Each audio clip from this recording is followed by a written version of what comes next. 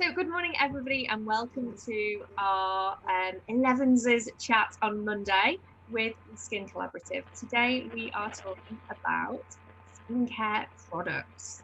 We're going to really delve deep into kind of what we recommend, why not brands though, why we use what we use, and just kind of debunk a few myths around it. We are the Skin Collaborative. We're a group of very passionate skin professionals with varied specialisms who come together to educate and inspire you, the public, about your skin. My name is Sam Marshall. I am a skin expert, clinic owner and educator based in Media City in Manchester. And I'm joined... my name is Sam Marshall. I am... Oh, someone's got feedback there. Don't want to hear myself twice. I'm just... Because there's only five of us, let's go around and introduce ourselves. So Sarah, what's your name? Where'd you come from? I'm Sarah. I'm the owner of Sarah Hurst Skin Clinic down in Brighton. Apologies, that was my fault for feedback there.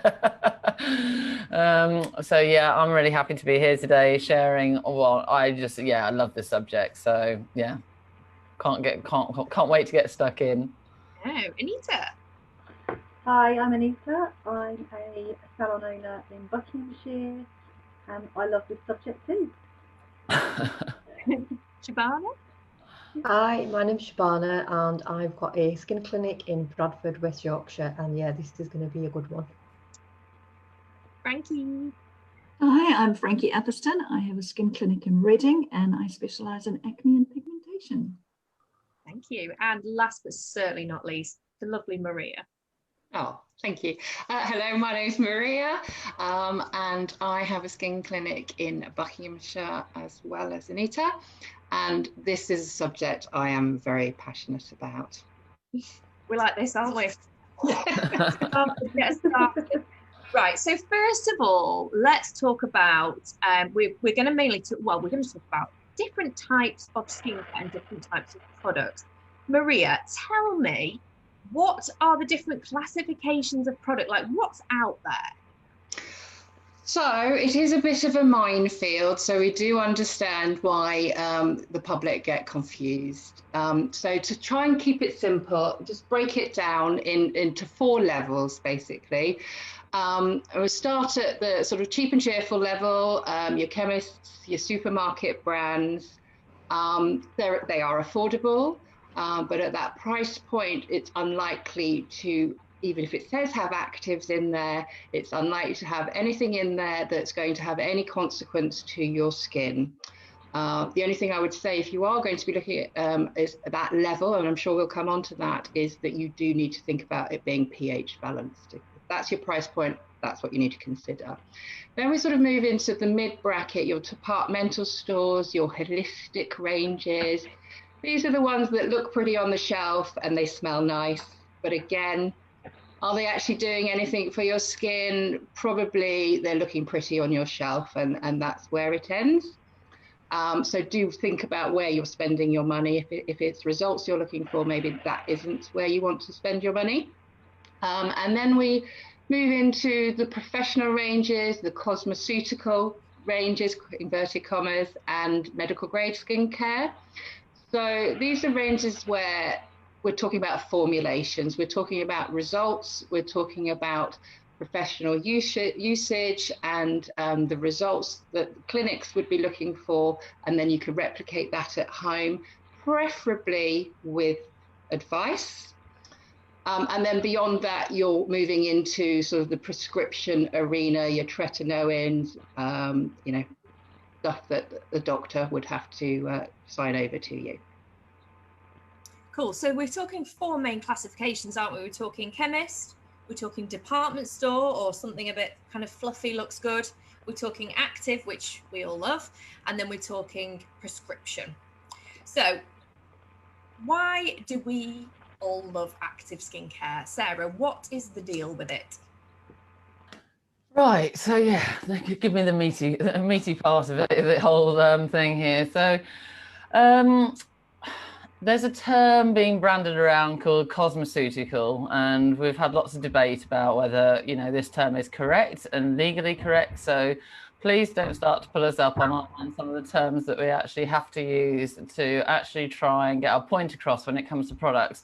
We actually, as we mentioned a little while ago, we actually love the term actives when it comes to this, but there is this term cosmeceutical, which means that in effect that it's a combination of a cosmetic crossed with a pharmaceutical, which actually gives it its active ingredients.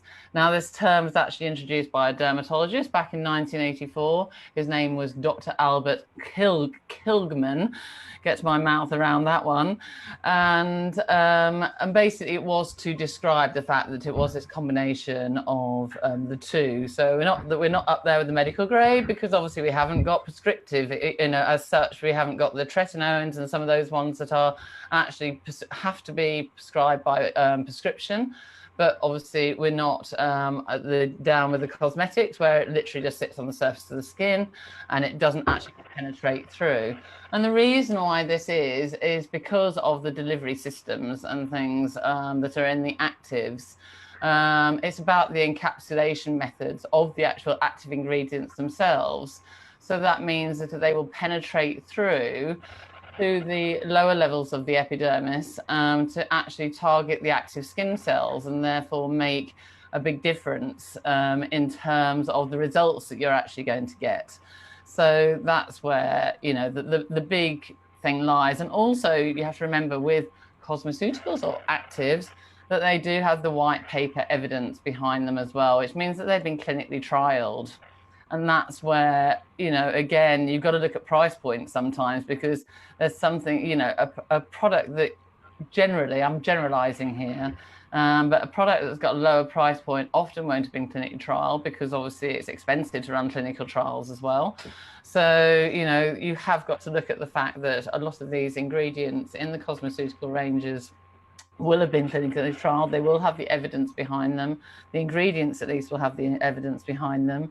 So yeah, and I mean, have I missed anything there? Does anybody want to add anything that they feel that I've missed on that particular subject? Yeah, please go for it, Frankie. So I just wanted to add on a little bit around those actives that Sarah's spoken about and what makes something medical grade. Very often in the range that one of the ranges I keep in clinic, I'm only allowed a certain percentage of peels, and in some of the products I can't sell them because there is a higher grade, and they need medical supervision to look after them when the person is taking them, because they might need aftercare that we cannot give. So that's one of the reasons as well, when someone says it's medical grade, that we can't do it. It isn't so always about the fact that it's, I think, probably Roaccutane and some of the more higher percentage benzoyls and tretinoins and whatever. But I also wanted to add in a slight difference to the retail to what we have in our clinics and salons. And that's about the molecular weights and the percentage of the actives and how active they actually are. So, for example, L-ascorbic acid at 15% is quite active on the skin. You really need to know that it's the right thing for your client. If you had to buy something that was a real clinic L-ascorbic acid off the department shelf, I don't even know if there is any out there that's got 15% in them. You know, people can get into trouble. So hyaluronic is another example where you kind of do get what you pay for on the tin, even among the actives and the cosmeceutical ranges that we all sell. If you are paying 40, 45 pounds for a hyaluronic acid as opposed to 80 pounds, you will generally find that it's a better weight molecular of hyaluronic. It's not that the 45 pound won't do anything. It will help. Not everybody needs the 80 pound hyaluronic acid. It is about what, and your skin professional will always know what you can, what is useful for your skin. And if you don't have massive skin problems, buying a slightly higher weight molecular hyaluronic is absolutely fine for you. So yeah, just to say, you get what you pay for. in terms of actives. Yeah, in terms of actives. I want to add something about the vitamin C, because I always use this analogy with my clients. And actually, this looks like a very strange drink, but it's actually like it's called a fizz stick. Anyway, there's vitamin C in this, isn't there? Because there is. But if I put this on my skin, will it make any difference at all? No. But I've not lied and said it's got vitamin C in it. And this is what people do. Like, I think there was a supermarket that was doing a vitamin C cream for probably £5. Now that vitamin C, as soon as it's gone in that water-based cream, is completely disappeared. It's not there anymore. But they're not lying. It has got vitamin C in it because they put it in the beginning.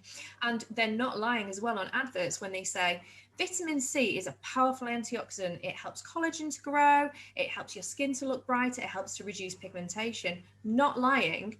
This has got vitamin C in it. Not lying. But unfortunately, that product doesn't have the right molecular weight, the right base for it to be in, or anything like that for it to actually make the tiniest bit of difference to your skin. So marketing is something I know we're all quite passionate about, and the fact that we're all lied to. What's the deal? Why are people believing everything that's out there? And also, how are these things getting sold that aren't effective? Who wants to take that? Can I just add something before I'll let anyone else take it? But I do want to just say one thing about cosmetic products. They are allowed to say they change the appearance. So they are not lying in their marketing. It's for us as consumers to work through whether I want to change my appearance or whether I really want to do some goodness underneath the skin that will keep me going for many years, because a lot of the changes in appearance are short term. So, yeah. Can I come in there? Unfortunately, I think, and I class myself in here, because we all love to be sold a dream, don't we? We all want a quick fix, and we all want it for $4.99. But we want to change our lives with that $4.99. So, you know, these marketers are very clever. They appeal to that sensibility. But, you know, at the end of the day, we need to step back and think, as Frankie said, what is it we're trying to achieve? At $4.99, you are not going to affect any change to the skin or the skin structure. So, you know, we are always looking at skin health first as skin professionals and maintaining the acid mantle on the skin and the barrier. But yeah, if we want to actually make a cellular change that's going to actually change the structure of our skin and change the aesthetic of our skin, then we need to be working at a much deeper level. And you will not get that at that $4.99, $9.99 price point. So I think that's really important. That messaging is really important. And you know, there's a place for everything and everyone. And if $4.99 is all you can afford, then you know something is always better than nothing. But again, if you are going to be in that price point, you need to be thinking about your barrier health first. So you know that's where you kind of have to wade through the hundreds of thousands of products that are out there.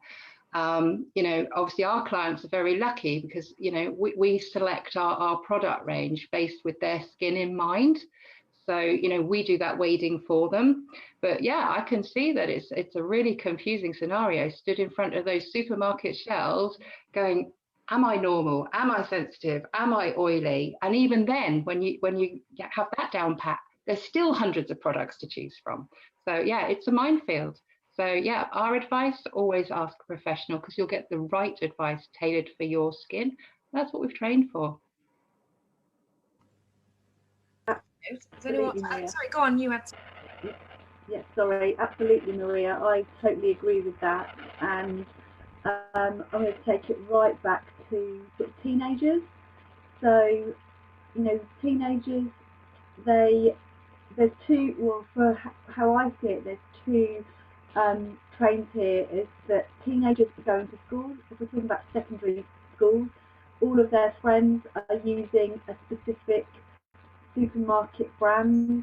Oh yeah, it's worked for me, it's fab, yeah, you've got a load of spots, whatever it may be, and they're going through changes anyway, hormonal changes in their body.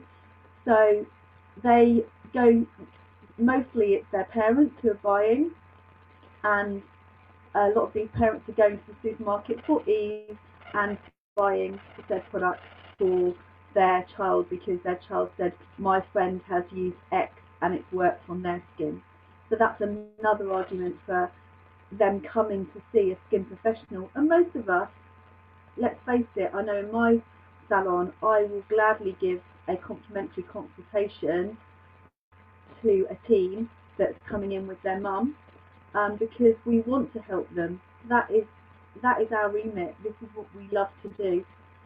So, totally agree with you, Maria, on what's out there. And also, I know you mentioned this the other night on Clubhouse, but times have changed, haven't they, with skincare? So what, you know, that brand that we all reach for with spots when we're a teenager, there's a lot better things out there, aren't there, Anita? Absolutely, it's come on leaps and bounds. But then, to say, a lot of people are stuck in their ways, aren't they? They've started on something and they go, oh well, it works for my skin, but you know, we've already touched on this with our past lives, that the skin changes through different seasons, changes through hormone imbalances or stresses, or you know, everything. You know, our skin is constantly changing, so therefore it is imperative that we have to change our skincare as well. So just tweaking a couple of products, and that's all, you know, it can make a big difference. I think another thing as well is I actually have worked on a cosmetic counter, and I was given really, really high targets. I had to sell to anyone and everyone that came onto that counter. I mean, I hated it, and that's why I would never do it again. But, you know, if someone was talking to me about their skin, I would get them to buy as many things as I could possibly get them to take on that day. Whereas I think you'll all agree, and hopefully you'll all nod like hell to this, but if someone comes to see me and like their barrier needs replacing, it's three products probably. You know, that's it. It's what their skin needs on the day. And then also, you know, I would take a look at what they're using. And if something's not hurting them and they're happy with it, they can use it till it's finished. You know, it's all about skin health. That's what's the most important thing, isn't it?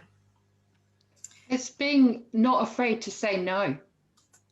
Yeah, you know, at the end of the day, if the product's right, if it ain't broke, don't fix it. But if the product's wrong, you know, you need to be explaining why it's wrong, and actually they're doing themselves some harm.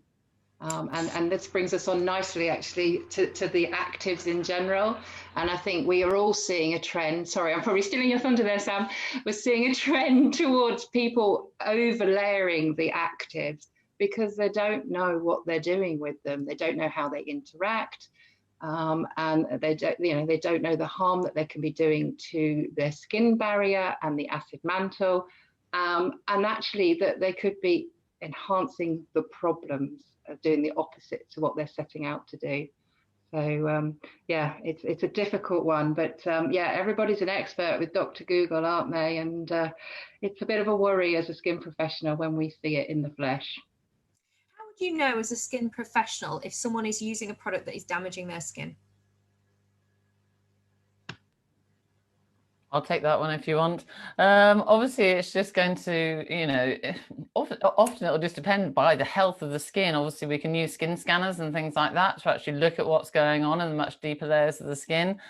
But, you know, obviously there's going to be other giveaways, maybe by excess keratinization on the skin, which will look like... it can almost look like shedding of skin cells as such, like a build up. You could have capillary damage, you could have rosacea, again, you can have acne, all these things that can actually be leading to an unhealthy looking skin. And a lot of ingredients, particularly in the actives that we're talking about, is all about normalizing the skin. So if they've got these conditions, generally, I'm not saying all, because obviously things like hormones and other things have a lot of factors to take into consideration as well in terms of skin health. But, you know, so that's why a really thorough consultation is actually really important as well. You know, and that's what you're not going to get by where you were on the shop floor, Sam, you know, selling all those products. Did you ever do a thorough skin consultation before you did it? It was probably 2 minutes, quick, Yeah, how's your skin? exactly. What time of day does it get oily? It was, now when I look at my consultation now compared to then, I'm like, wow. But also, if I'd done the consultation now that I do then, I would have sold more and had more loyal, well, not sold more, but I'd have had more longevity out of my clients because they would have got results. Exactly.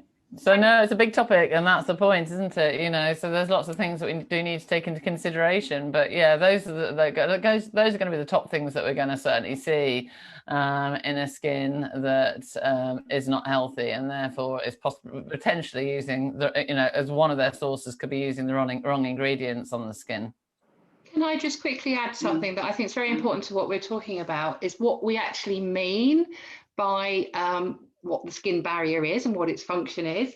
So, I mean, our skin is our largest organ, and it's actually our protective layer, if you like. It stops all the nasties getting in and water loss from it coming out of the body. So if it's compromised in any way, you know, things are crossing over both ways. So that's where you get the opportunity for infection and sort of dehydration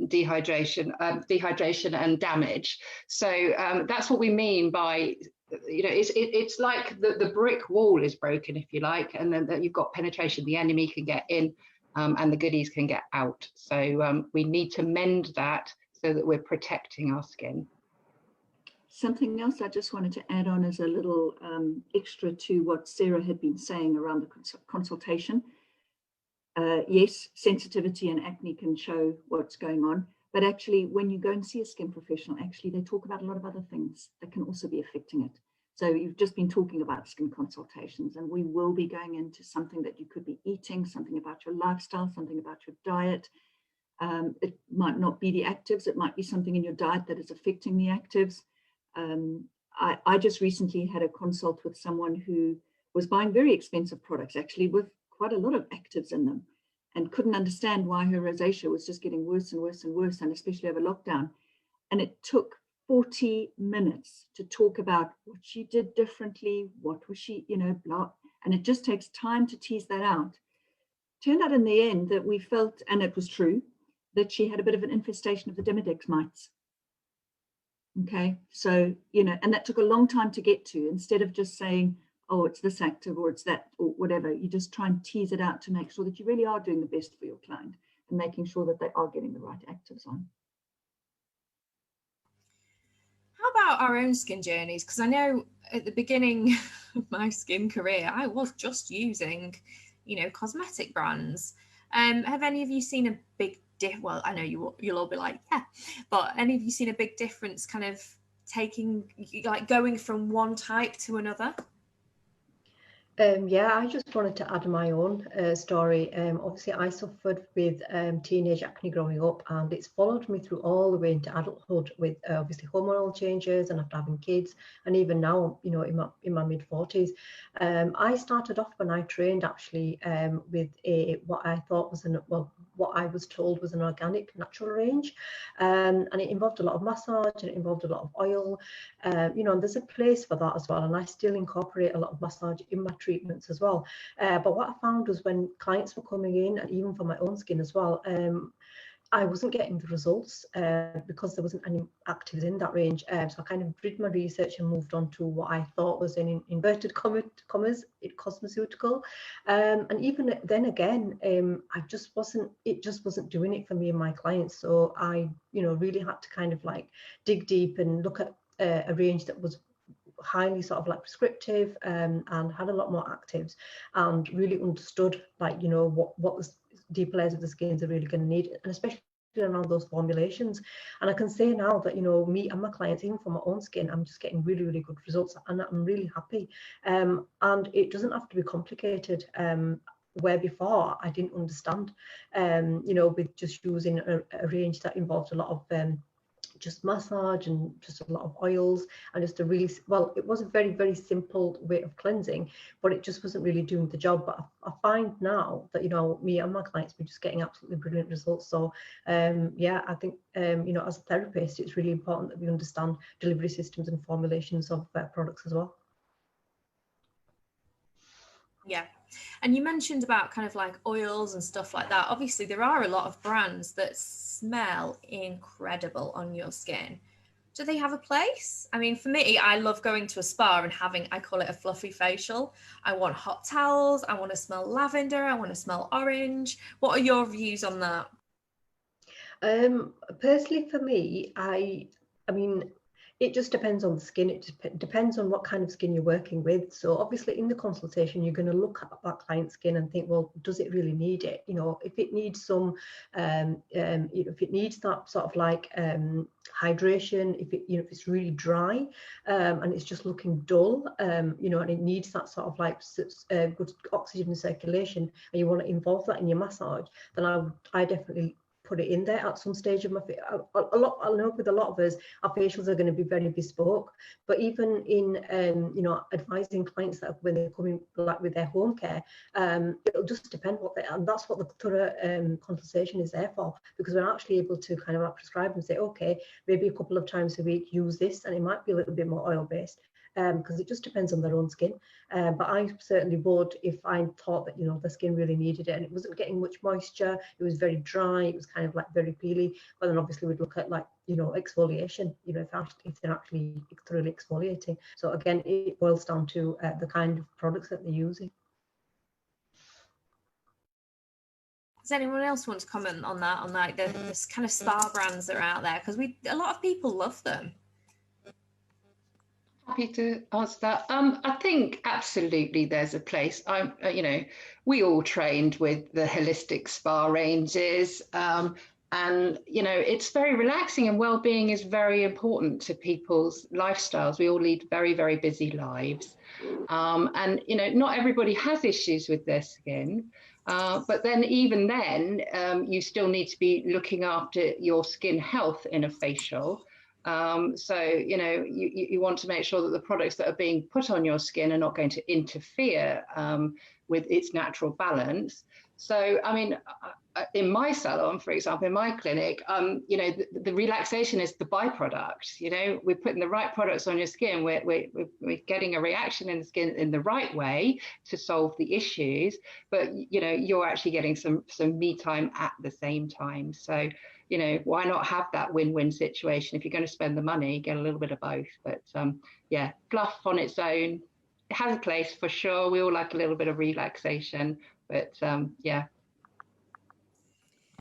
Yeah, I do love a fluffy facial, but it doesn't do anything for my skin.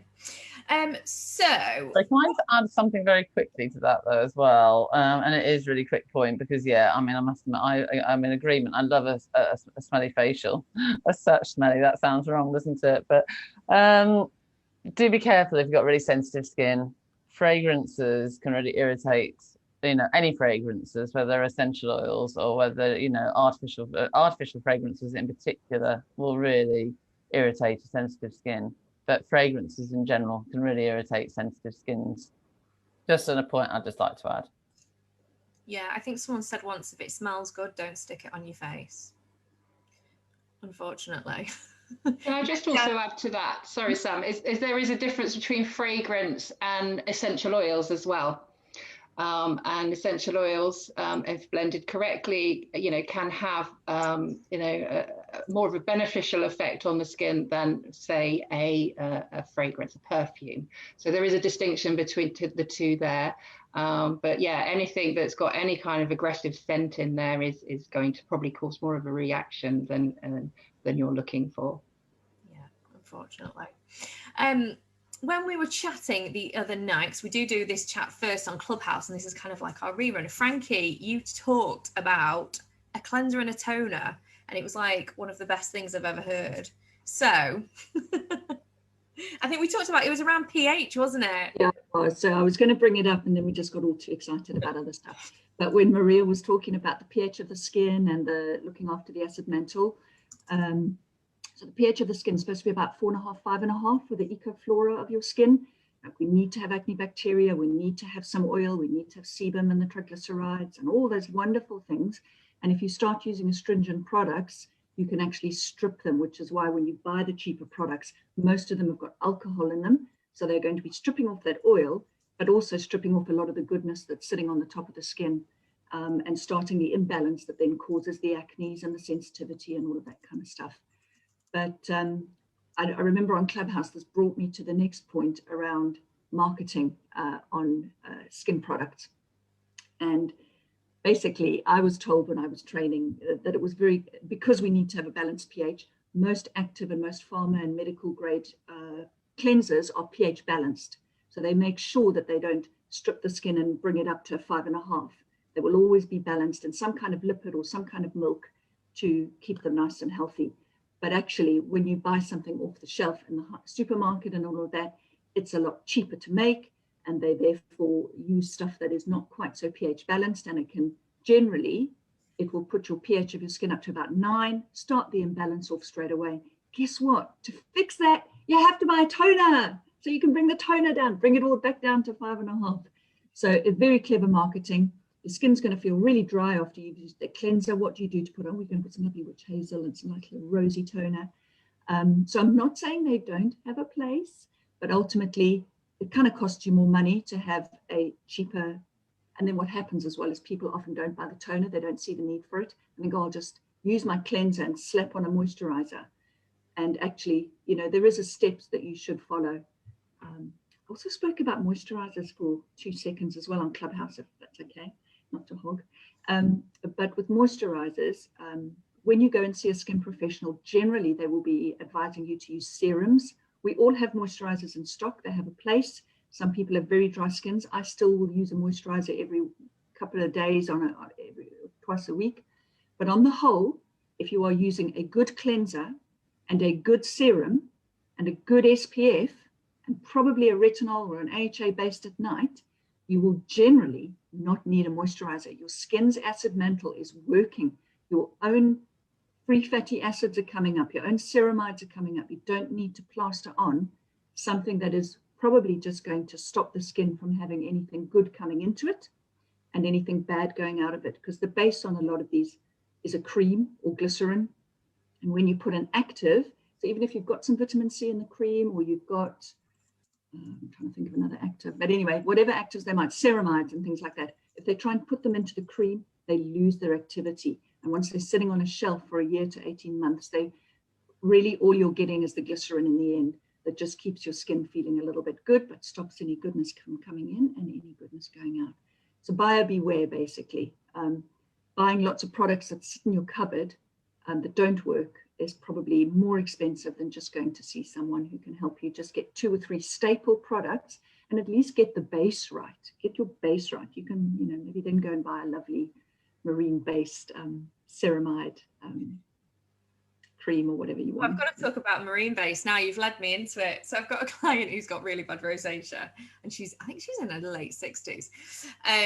And I get people to bring all their products in on their first consultation when obviously we're doing face-to-face. And it was a very expensive brand that's caviar based, actually, that's on department stores.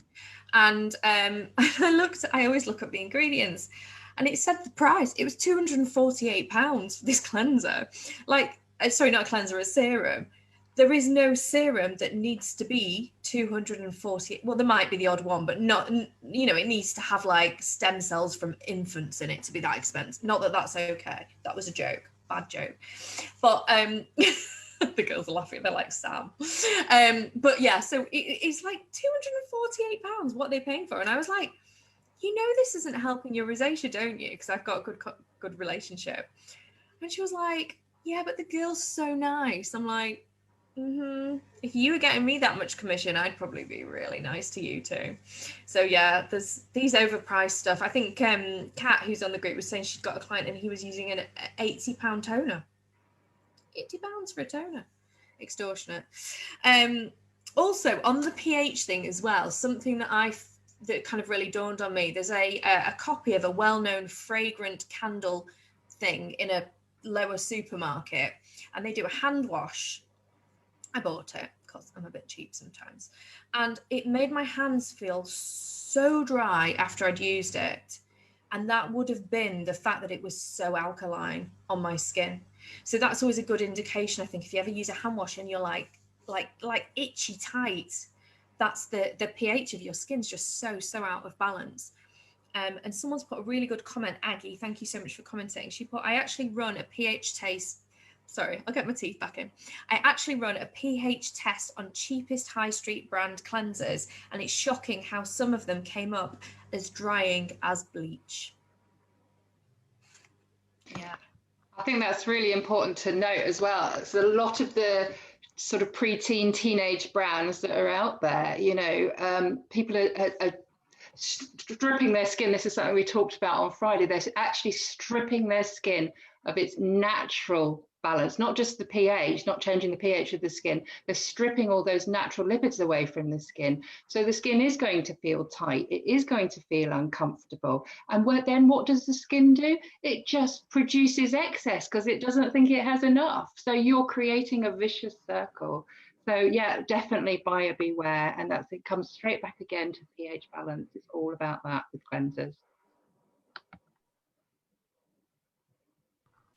Can I just add in there, just going back to what Sam was saying about the price points of like some of the serums and some of the toners being so expensive. I know I get quite a lot of clients that are actually using designer brands, and they will go and pay an extortionate amount. Again, you know, those designer brands are still cosmetics. So they would only do so much, and like what Frankie said, they will be sitting on the shelf for a really long time. So when people are paying those price points, you know, if they're willing to pay that kind of money, then really I would say go to a skin specialist rather than approaching those, because at the end of the day, that is just a label with the designers and you know, professional products, and especially what skin therapists can advise their clients to use are just going to be so much more healthier and better for your skin, and so much more better than those designer brands. Yeah, a gazillion %. Unfortunately, everyone's sold to on a daily basis, and a lot of it's all lies. Does anyone have any final things they'd like to add before we round off on today's chat about skincare products? I'll go first. Please be kind to your skin. Treat it nicely. It is an organ, and it is your biggest organ. And I think I speak for all of us when I say we see so much abuse. So please don't.